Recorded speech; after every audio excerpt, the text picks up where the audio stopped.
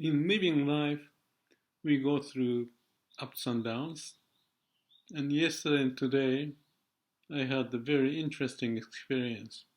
I say it interesting, but it could have been a much more chaotic experience if I could make a good judgment or understanding of what's happening. So it may take time, but I think this is interesting because I've been talking things like dying to live or living to die, or die daily, self, thyself daily, and be reborn, not carrying the baggage to the next day. Even dying by breathing out and inhaling, oxygen comes in and living. So there's a cycle of life and death, or awakening and confusion and dying, or accepting everything, coming up with something interesting insight, like Shila Samadhi Panya I talked about. Anyway, I want to spend a little time, hopefully not too long, but just to capture the essence for someone to listen to this, but also for me to reconfirm the basic principle of how I can go over difficulties and may be lucky or may not be lucky, but whatever the consequences, and find a way to live well. I have this symptom of a pre-diabetic situation for the past 5, 6 years, maybe longer. And I was told that you have to prick their finger and check the blood to check the glucose level. I didn't like it, but the doctor insisted, and I followed his suggestion and actually changed my lifestyle very much to have a good exercise, eating right stuff, and take a rest, whatever that I could do. I changed my lifestyle. I'm happy to say that I could manage the last 5, 6, maybe 7 years under the borderline of becoming pre-diabetic or healthy. And I go into the pre-diabetic every now and then, but I manage. And there's a glucose level of up to like 150 or 140, whatever. And it depends on how you eat and exercise. So it's kind of interesting if you think this is like a game. So I took it as a challenge for the health reason, but also practicing this idea of all the things that I talked about, the spiritual stuff and becoming creative to solve the problem, and practice the idea of dying and living. Dying meaning accept and let go, and coming up with wisdom or compassion. So this is exact experience, and I was going up and down. And it's kind of interesting if you have a time to look or listen to this story. So things started to happen when I had my visit Funabashi from, he's my good friend from high college days. I'm in Japan, just came in a few days ago. And we met and we went to the Chinese restaurant. And I usually have a control of the diet, but with friend, and I ate the subuta, that's like pork with like a vinegar taste and a little twist, sweet. And it was very good. I was happy. But at the same time, I was watching what I'm eating, and with the white rice, okay, this is a point that I may want to check the glucose level. So what I did was to check it after 2 hours from the beginning of my eating. And there was lots of sweet stuff, and we had very wonderful time. Came back to my another friend's house, Mr. Kenmachi, and I pricked and checked the glucose. And then I got a big surprise because usually it's less than 140 or something, or between 110 to 140. Now this came up like 280. So I thought that must be a mistake by something, mechanical or electronic or whatever. So I did another check, pricking, blood comes out, and check it. Simple mechanism I've done maybe. Not many times because I have my exercise and everything controlled and I have been very consistent. But this came out to my surprise of 280 milligram per decibel, some such number, instead of 120 or 30 I expected. So it's a huge jump. Wow. And I then rechecked and came up 179 or something, just about the same number. All right, calm down and check on the internet. I don't remember what the question I asked was. The response anyway was that 280 is a dangerous level. And these are the symptoms that you may have to go to the doctor immediately. So send me the list, like you get my eyes get blur or the brain goes this way or whatever. I wasn't quite sure, but I thought it was okay, but who knows. But by checking twice, came out almost exactly the same number. Gave me some doubt. I also checked on ChatGPT. I have a record. I don't know if you need to take a look at it, but it gave me the same answer. And if you don't do the right thing, certain bad thing can happen. I forgot what that was, but that's a KPA or some odd number, and whatever it means. It looked very bad. So what did I do? First, accept it, right? That's what I've been talking. What accept means, mind has to be calm to be accepted. So mind is not jumping around. So you breathe in, breathe out, muscle relax. But mind still functioning. So the first thing I did after that, checking on the ChatGPT, is the sugar level of this food I ate, and it turned out to be, with sugar because it was sweet, the way it cooks. There was vinegar, so it wasn't as sweet, but that was one. And there was some dessert that I ate, and the rice I had the white rice, which is not good. You want to have the brown rice. So I kind of didn't do what I usually do. In New Zealand, I could control everything. Therefore, I don't monitor as much. I expect what is going on. I can feel it biologically almost, but out of my usual life, now I'm eating something different. So, okay, well, that's what happened. If I did twice, it must mean I should be doing something right, at least from that time on, if I had eaten something wrong. So I also reflect the night before and the night before that, as I came back and with my friend Kenmochi, he likes drinking whiskey. So I said, are you not drinking? So anyway, we start to have evening whiskey, which is not something I do, but we had a good time and wonderful, fun time together. So I thought that might be the cause. But the Scotch whiskey, there's not much glucose in it, because it's of the high alcohol content, not the sugar stuff content. So, but we are eating, some chicken livers and this and that. So, well, it's possible. But I talked to him, and the funny thing he said was, "Oh, I don't believe it." That was his first response.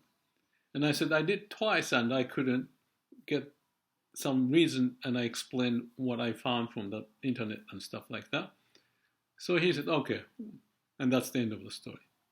But at the time, I felt funny that he said that cannot be right, or don't believe it.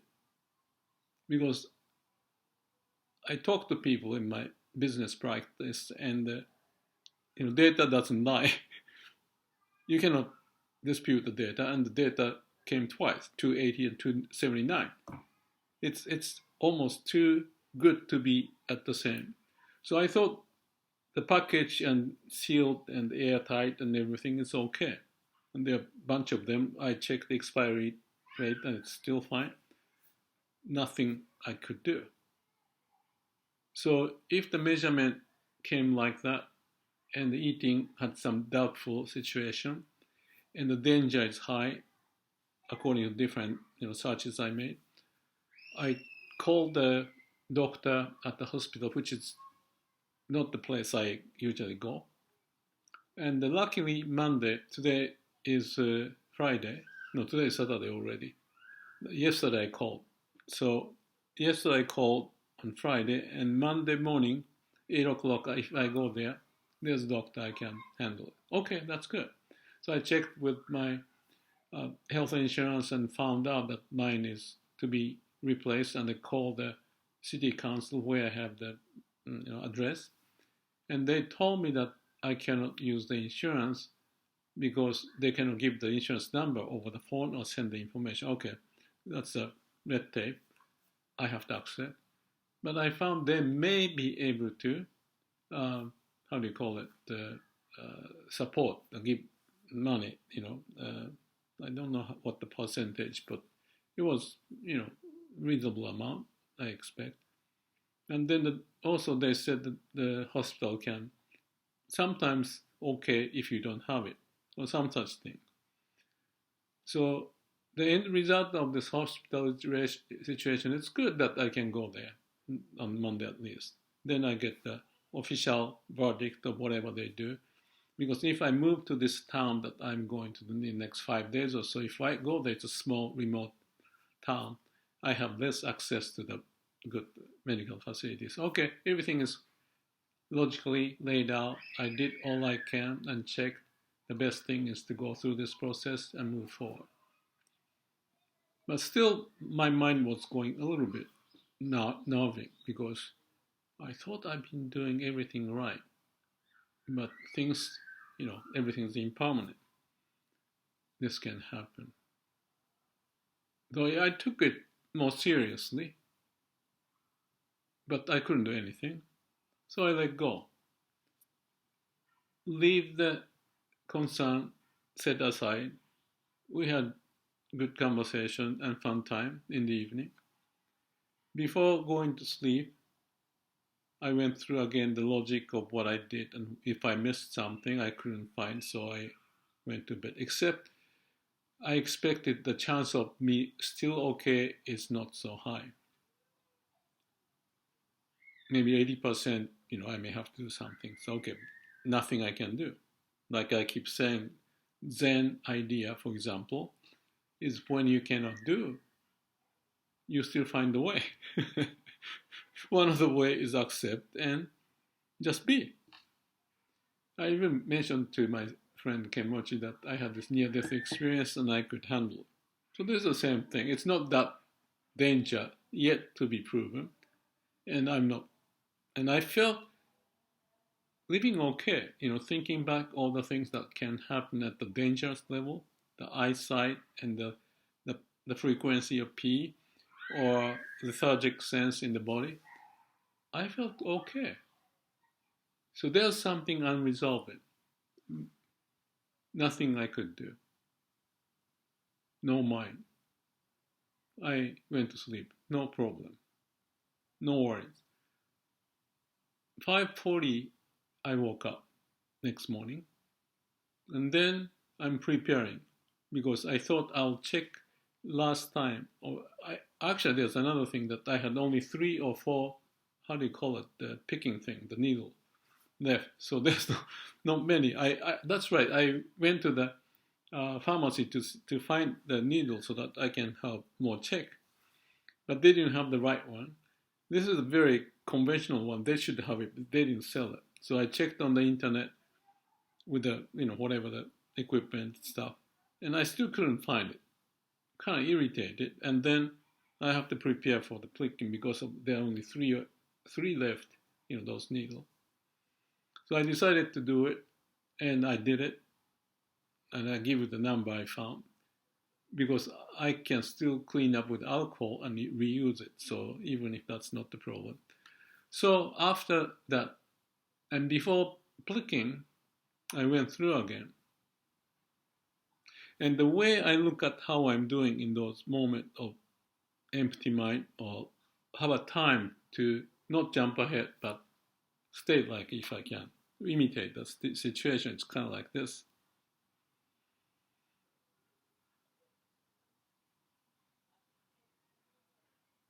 So when I did that, the picture I had, this is a biological stuff or neuroscientific view of the neural network, how it's functioning.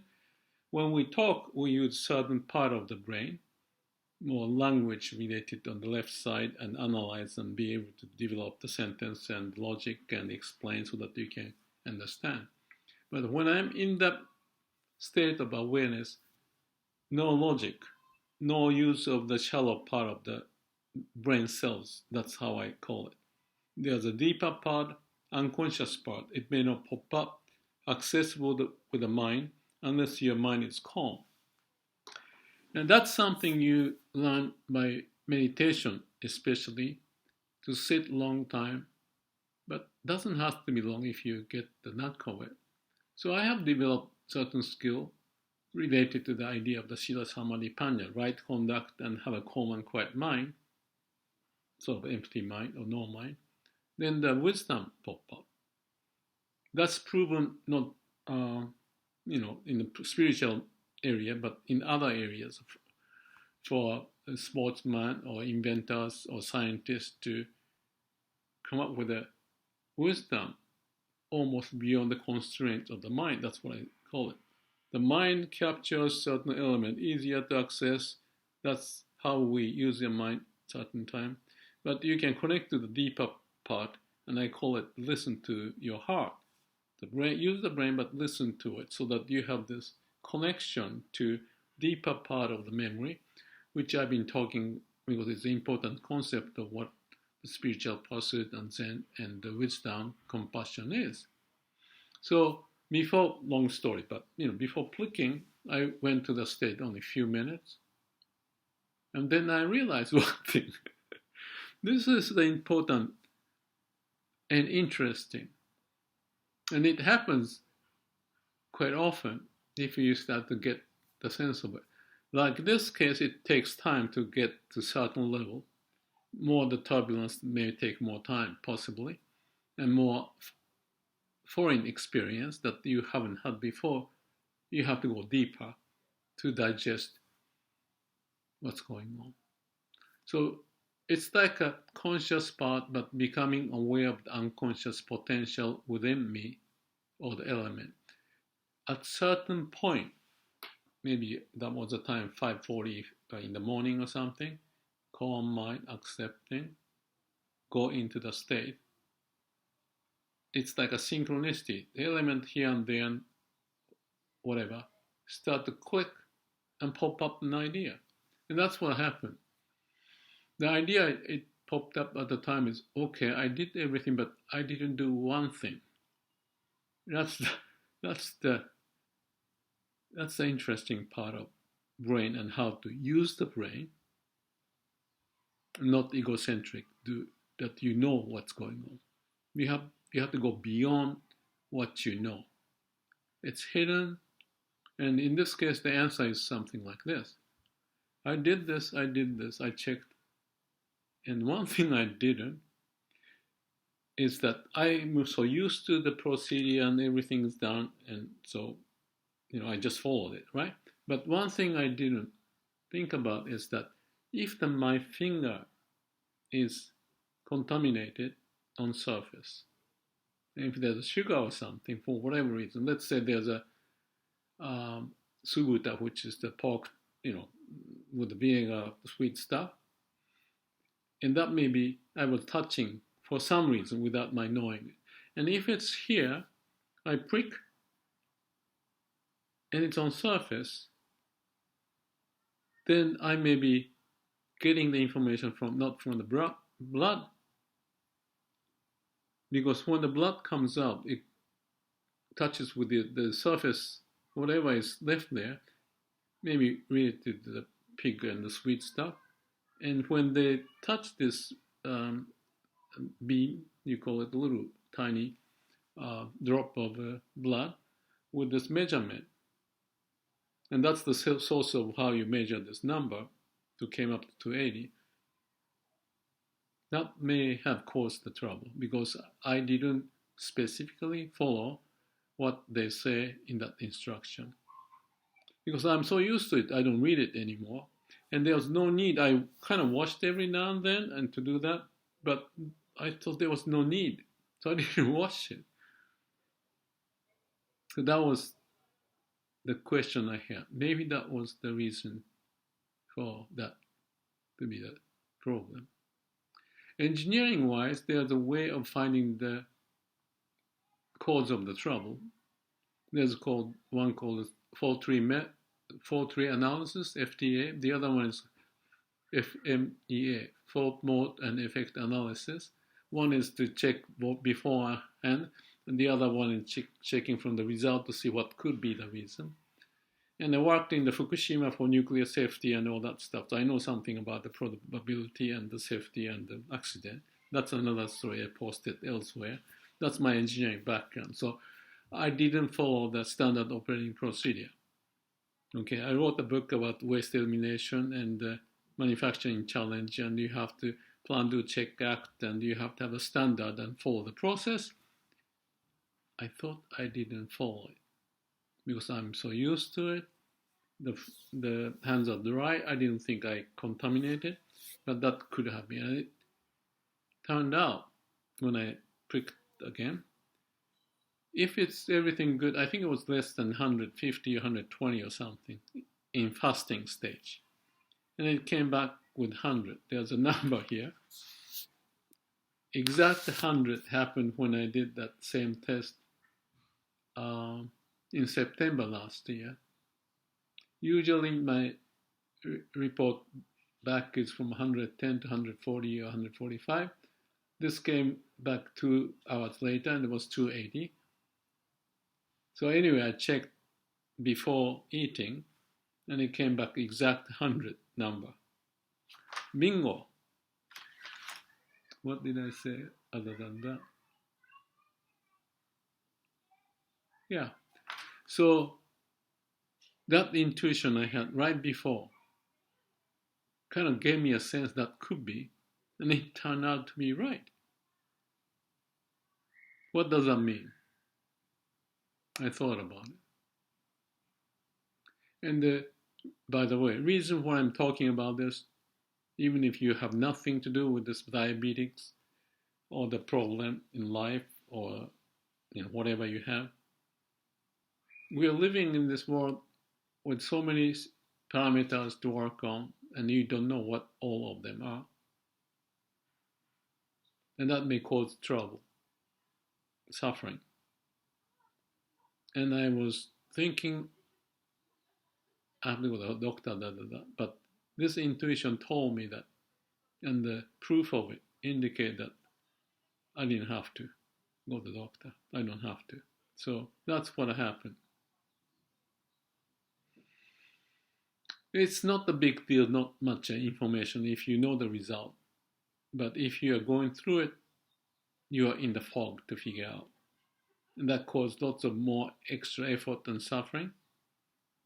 Preventive maintenance is better, but we may forget. Man, machine, method, material, environment, there are many parameters. Life is not simple. This is just an example that I found, I think, because the final verdict from the doctor is no, but I don't think I'm going to go. What's the lessons learned? Well, number one, it took 24 minutes to talk about it. I'm sorry for the time. But for me, it's important to report this for my own sake, but consistent what I even wrote in my books, how to manage the process, cause and effect, plan, do, check, act, also related to the Shida Samadhi Panya from the Buddhist practice, coming up with idea. And in practice, that's what counts. This is one good example. If you retain your focus up to this point, even if you get the glimpse of an idea, I hope you keep it. And if you have an incident like that, I hope there's no guarantee. Because your life is busy, you forget it, okay? But that's what it is. That's why the repetition is very important to reinforce by knowing information coming every which direction and be able to process it. It's not an easy matter. Some people may be less logical. So there are lots of potential, nothing is guaranteed, but I'm suggesting something to think about. That's all. Have a good day. Let's try to use the brain if we can. Use the best of all we've got. Connect to the root of who we are and live life and accept the fate, but with courageous and good discipline, and be happy whatever comes. Thank you.